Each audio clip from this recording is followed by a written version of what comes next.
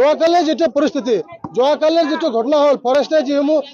মহিলাৰ ওপৰত হাত দিলে ইয়াৰ পৰিপ্ৰেক্ষিতত আজি জনতা সমবেত হৈছে আৰু ইয়াৰ বহিঃপ্ৰকাশৰ ফলত কিছুমান ফৰেষ্টৰ গাড়ী বা ঘৰ জ্বলিছে আমি দুখ প্ৰকাশ কৰিছো আইন সকলৰ বাবে সমান আইন হাতত তুলি ল'ব নালাগিছিলে কিন্তু যিসমূহ ফৰেষ্ট ডিপাৰ্টমেণ্টে ফৰেষ্টৰ কৰ্মকৰ্তা আমাৰ মহিলাৰ ওপৰত যেনে অত্যাচাৰ চলালে তাৰ বাবে কিন্তু ফৰেষ্ট ডিপাৰ্টমেণ্ট জগৰীয়া আৰু আজিৰ ঘটনাৰ কাৰণে ফৰেষ্ট ডিপাৰ্টমেণ্ট জগৰীয়া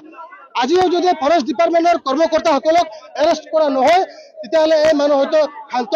হ'ব নোৱাৰে গতিকে আমি প্ৰশাসনক আহ্বান জনাম যিসকল ফৰেষ্টাৰ আছিল যিসকল ফৰেষ্টৰ কৰ্মী আছিল তেওঁলোক শীঘ্ৰে ডিটেইন কৰিব লাগে তেওঁলোক এৰেষ্ট হ'ব লাগে তেওঁলোক এৰেষ্ট হ'লেহে আহি পৰিৱেশৰ খাম কাটিব গতিকে আমি ইয়াত ব্ৰিটিছ চৰকাৰ অসম চৰকাৰ বিফল হৈছে ভাৰত চৰকাৰৰ দৃষ্টিগোচৰ কৰিছোঁ যে সদায় আমি চাওতা বা আদিবাসী কিয় টাৰ্গেট হয়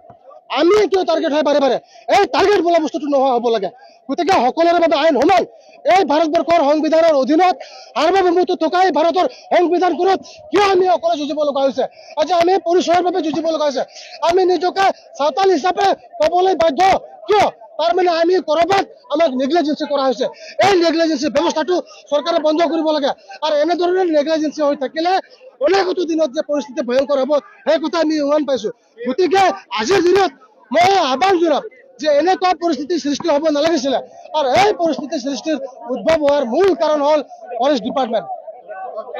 যি আমি দুখ প্ৰকাশ কৰিছোঁ কাৰণ ফৰেষ্টাৰে যেনেধৰণৰ কৰ্মকাণ্ড কৰিলে তাৰ পৰিপ্ৰেক্ষিতত আজি ঘটনা